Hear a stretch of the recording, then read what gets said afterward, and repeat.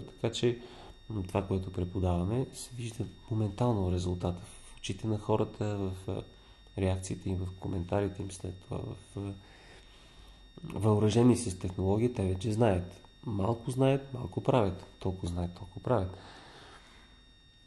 А, на правителствено ниво, на държавност е малко трудно, защото а, самата държава, самото правителство, институциите нямат добре дефиниран ценен краен продукт, съответно оргпорт, което да дава целесообразност всеки човек на всяка структура, на всяка институция. Според прецизирана технология и според резултат, който се очаква.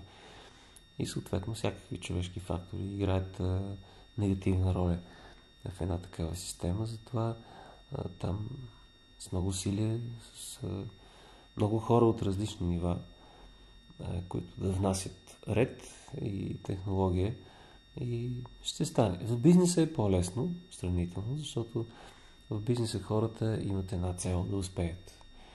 И когато видят, че нещо работи, когато видят, че нещо, значи някаква технология води до подобрение, за тях няма проблем. Защото има ценен крайен продукт.